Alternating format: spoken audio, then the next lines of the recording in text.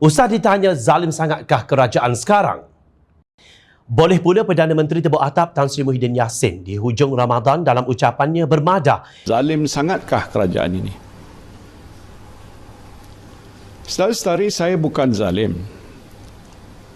Saya ambil keputusan ini ialah untuk lindungi nyawa saudara dan saudari. Saya faham dan sedar anda marah kepada saya, tetapi ini ikhtiar saya dan kerajaan untuk jaga nyawa saudara-saudari. Selebihnya saya serahkan kepada Allah Subhanahu Wa Taala, katanya. Aneh sungguh pemikiran pengkhianat langkah Sheraton ini. Kenapa ketika hati dibisik syaitan supaya melakukan kudeta, Muhyiddin tidak serah kepada Allah Subhanahu Wa Taala? Bukankah ketika itu beliau sudah tahu dunia sedang diserang oleh COVID-19 yang amat berbahaya?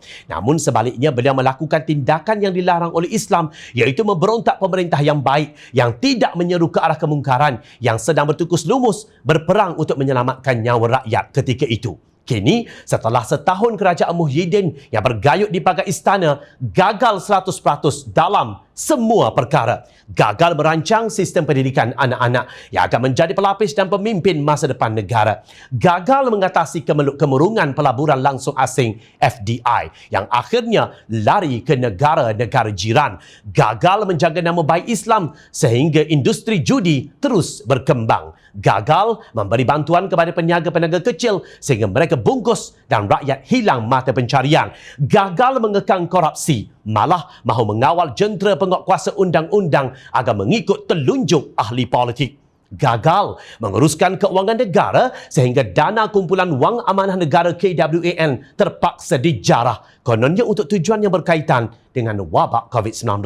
Sedangkan dana tersebut adalah simpanan untuk generasi akan datang. Justru nyawa rakyat tidak juga selamat kerana Kabinet XXXL selama 70 orang termasuk dirinya sendiri adalah gerombolan kakistokrasi atau dalam bahasa Arab disebut sebagai Rabidah oleh Nabi SAW. Tiba-tiba Muhyiddin bertanya, zalim sangatkah kerajaan ini? Ingat lagi tak? Pada 22 September 2020, pelbagai media melaporkan kenyataan Menteri Kanan Pertahanan Datuk Seri Ismail Sabri Yaakob bahawa kerajaan memutuskan individu yang pulang dari Sabah tidak perlu menjalani kuarantin wajib 14 hari. Pada 6 Oktober 2020, Muhyiddin Yassin dilaporkan mengakui kempen pilihan raya negeri Sabah menjadi antara punca utama peningkatan kes COVID-19 di negara ini. Sejak itu, lekuk penularan kes wabak COVID-19 yang mula landai kembali mencanak naik.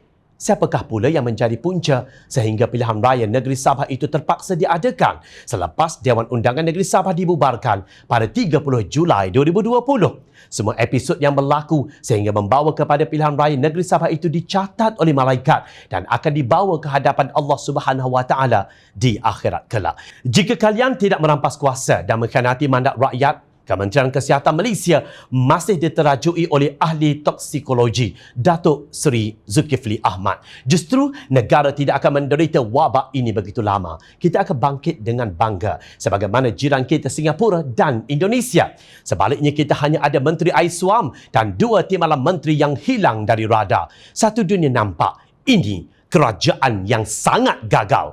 Tolong jangan hina rakyat dengan soalan zalim sangatkah kerajaan ini.